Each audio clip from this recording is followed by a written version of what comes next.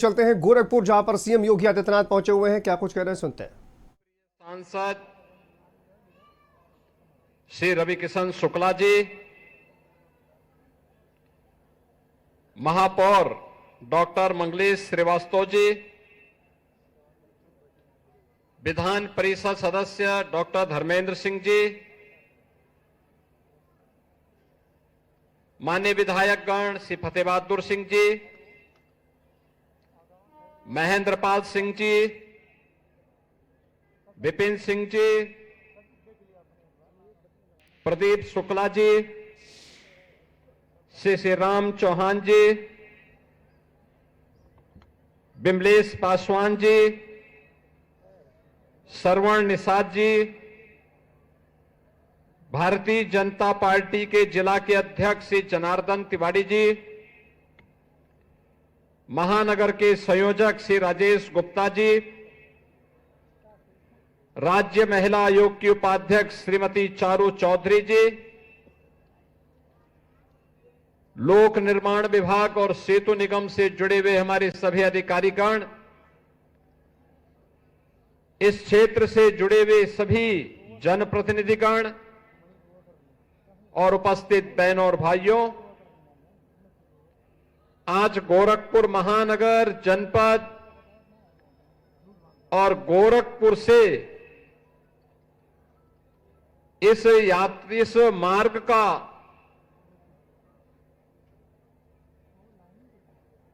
सहयोग लेकर के चलने वाले उन सभी नागरिकों के लिए यह एक नया उपहार प्राप्त हो रहा है, जब बरगदवा नकहा केशव आरओबी का और खजांची चौराहे के फ्लाईओवर का ब्रिज का हम सब लोकार्पण के कार्यक्रम के उपरांत यहां पर उपस्थित हुए हैं। लगभग 250 करोड़ रुपए की लागत से बने हुए इन दो महत्वपूर्ण परियोजनाओं के लिए मैं गोरखपुर वासियों को, पूर्वी उत्तर प्रदेश के उन नागरिकों को जो इस सुविधा का लाभ लेंगे, यहां के जनप्रतिनिधियों को, सभी को हृदय से बधाई देते हुए आप सभी उपस्थित नागरिक बंधुओं का मैं हृदय से अभिनंदन करता हूं। आपने देखा होगा, यहां पर हम फर्टिलाइजर कैंपस के पास हैं। आज से 5 साल पहले ये क्षेत्र वीरान था। आज यहां पर फर्टिलाइजर का भव्य कारखाना है, सैनिक स्कूल है, एसएसबी भी है, चिलवा ताल का बेहतरीन सुंदरीकरण का कार्य भी हुआ है, और बगल में राप्ती नगर में आवासीय कॉलोनी का विकास, और उसके बगल में, उसके साथ ही वहां पर उत्सव भवन के साथ ही बीआरडी मेडिकल कॉलेज का एक नया भव्य स्वरूप भी हम सबके सामने अब देखने को मिल रहा है। ये जो मार्ग है, घंटों नकहा रेलवे क्रॉसिंग पर लोगों को जाम में फंसना पड़ता था। जब बरगदवा से नकहा की तरफ लोग आते थे तो ये मान करके चलते थे कि अब 1 घंटा जाम में फंसना ही फंसना है। लेकिन अब ये फ्लाईओवर बन गया है। इस फ्लाईओवर ब्रिज के बनने के बाद अब जाम में नहीं फंसना पड़ेगा। अब फर्टिलाइजर की तरफ जाना हो, स्पोर्ट्स कॉलेज की तरफ जाना हो, आपकी यात्रा को सुगम और सरल बनाने के लिए यह एक नई सौगात आपको प्राप्त हुई है। इसके लिए मैं आपको बधाई देता हूं। बहनों और भाइयों, हम सबको याद रखना होगा, 2017 के बाद की डबल इंजन सरकार की यात्रा, 2017 के पहले उत्तर प्रदेश में क्या था? भय था, आतंक था, उपद्रव था, अराजकता थी, बीमारी थी,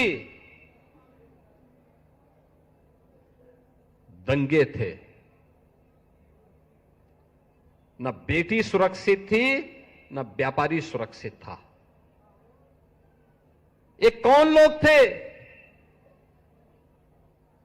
जो जाति की राजनीति करते हैं, जाति के नाम पर अपने परिवार की बात करते हैं, जाति के नाम पर प्रदेश के नौजवानों के भविष्य के साथ खिलवाड़ करते थे। ये वही लोग हैं जिन्होंने आप सबके सामने, प्रदेशवासियों के सामने पहचान का संकट खड़ा किया था। पहचान का संकट, ये वही लोग हैं जिनके कारण प्रदेश अपनी पहचान के लिए मोहताज हुआ था। नौजवान के सामने पहचान का संकट खड़ा हुआ था। आज मैं कह सकता हूं, आदरणीय प्रधानमंत्री मोदी जी के नेतृत्व में अब समस्या नहीं, समाधान की बात होती है। अब माफिया और मच्छर और इंसेफ्लाइटिस नहीं, बल्कि गोरखपुर की वर्ल्ड क्लास सड़कें, AIIMS, fertiliser, medical college, AYUSH विश्वविद्यालय और गीडा में आ रहा ना निवेश, पूर्वांचल एक्सप्रेसवे का लिंक एक्सप्रेसवे आज एक गोरखपुर की पहचान बन रही है। एक नया गोरखपुर, नए भारत का नया उत्तर प्रदेश, तो नए उत्तर प्रदेश का नया गोरखपुर। और उस नए उत्तर प्रदेश के लिए अब बीमारों से ब्रेक थ्रू और ब्रेक थ्रू से पहचान की एक रिकोडिंग करने की प्रक्रिया के साथ अब उत्तर प्रदेश आगे बढ़ चला है। तो स्वाभाविक रूप से ये परिवारवादी और जातिवादी मानसिकता के लोग कैसे इसको बर्दाश्त करेंगे? जो दंगाइयों के हम परस्त थे, उनके सामने नाक रगड़ते थे दंगाइयों के सामने, आज जब दंगाई अपने बिल के अंदर घुस चुका है और जो घुसना नहीं चाहता था उसको जबरदस्ती नाक रगड़ करके आज प्रदेश को दंगा मुक्त करने का कार्य किया, तो उसके जितने भी हमदर्द थे वे सब परेशान हो उठे हैं, क्योंकि उन सब की आजीविका पर इसका बुरा असर पड़ गया है। हमने नौजवानों के लिए आजीविका के अवसर दिए हैं। ये डबल इंजन सरकार ने नौजवानों को सरकारी नौकरी भी दी है और निवेश का बेहतरीन वातावरण बना करके प्रदेश में निवेश की एक नई बहार बहाई है। निवेश आता तब है जब सुरक्षा का माहौल होता है। निवेश आता तब है जब अच्छा इंफ्रास्ट्रक्चर होता है। निवेश आता तब है जब स्केल को स्किलिंग में बदल करके नौजवानों को उन्हीं के गांव में, उन्हीं के जनपद में, उन्हीं के क्षेत्र में, उन्हीं के प्रदेश में नौकरी की सुविधा प्राप्त होती है। और हम कह सकते हैं उत्तर प्रदेश में आया हुआ 45 लाख करोड़ रुपए का निवेश का प्रस्ताव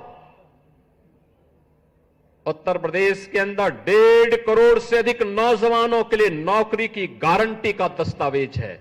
और उत्तर प्रदेश के नौजवानों को इसके माध्यम से आज उत्तर प्रदेश के अंदर नौकरी मिल रही है। आप जाइए ना, फर्टिलाइजर हो या एम्स,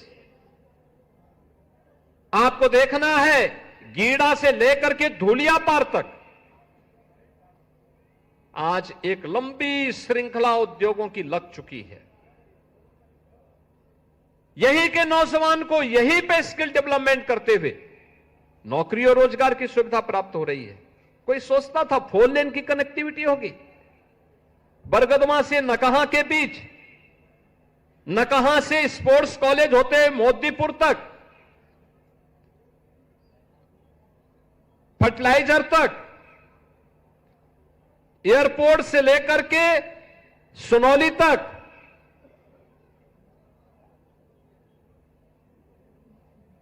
गोरखपुर कलेक्ट्रेट से लेकर के वाराणसी तक हो या फिर लखनऊ तक,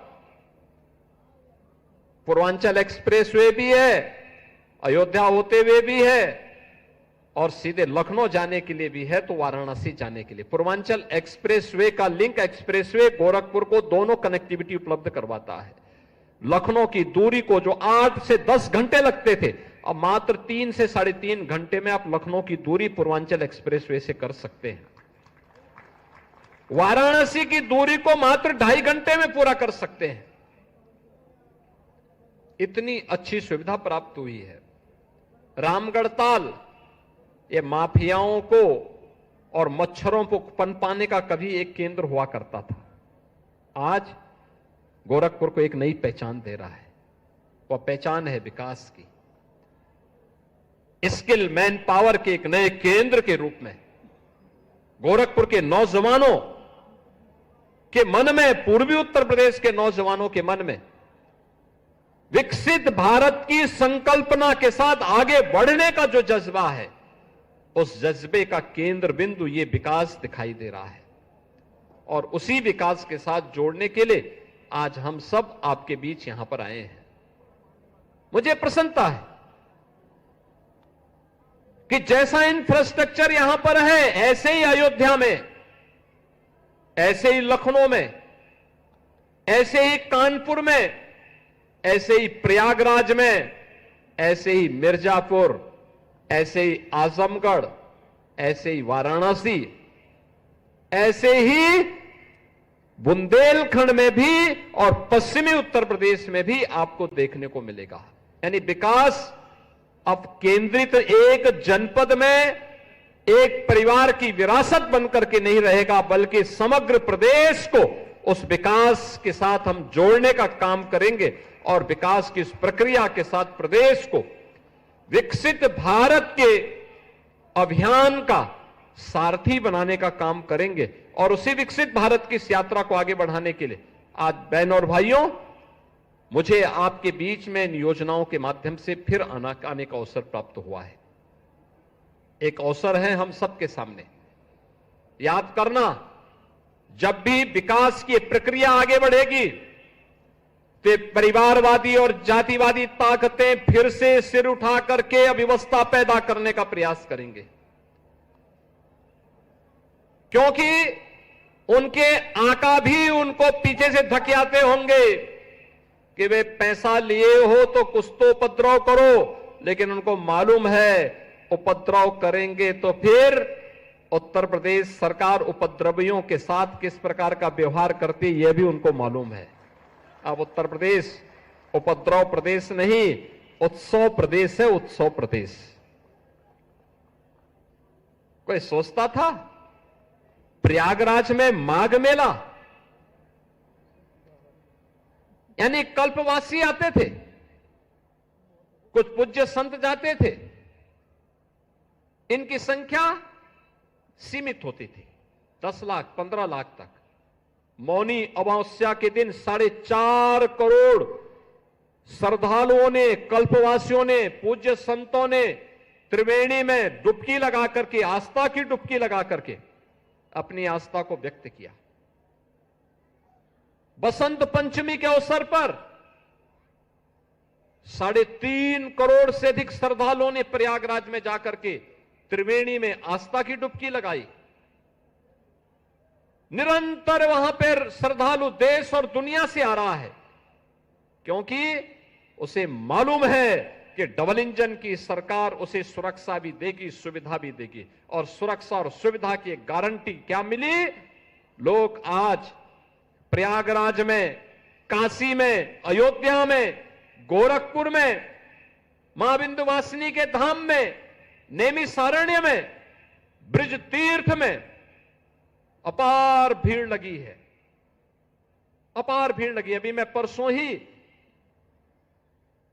श्री बांके बिहारी मंदिर में वृंदावन गया था, क्या भीड़ थी। बहनों और भाइयों, विकास की इस यात्रा को अनवरत बनाए रखने की आवश्यकता है। सुरक्षा के इस माहौल को इसी मजबूती के साथ आगे बढ़ाने की आवश्यकता है और विकास की प्रक्रिया जब एक साथ आगे बढ़ेगी तो विकसित भारत के जो संकल्प हैं उनको हम पूरा करने में सफल होंगे। आने वाली पीढ़ी का भविष्य उज्जवल होगा। आने वाली पीढ़ी आपको गौरव और गरिमा के साथ स्मरण करते हुए सदैव आपके प्रति कृतज्ञता ज्ञापित करेंगे। और उसी अभियान के साथ जोड़ने के लिए आज हम गोरखपुर के इन 2 महत्वपूर्ण परियोजनाओं के साथ आए हैं। मुझे पूरा विश्वास है कि विकास की इस प्रक्रिया में जो सकारात्मक योगदान आज आप सबका प्राप्त हो रहा है, यह योगदान डबल इंजन सरकार को इसी प्रकार से प्राप्त होता रहे, इस विश्वास के साथ आप सभी को, गोरखपुर वासियों को, पूर्वी उत्तर प्रदेश वासियों को इन सभी परियोजनाओं की मैं हृदय से बधाई देते हुए अपनी शुभकामनाएं देता हूं। धन्यवाद। जय हिंद।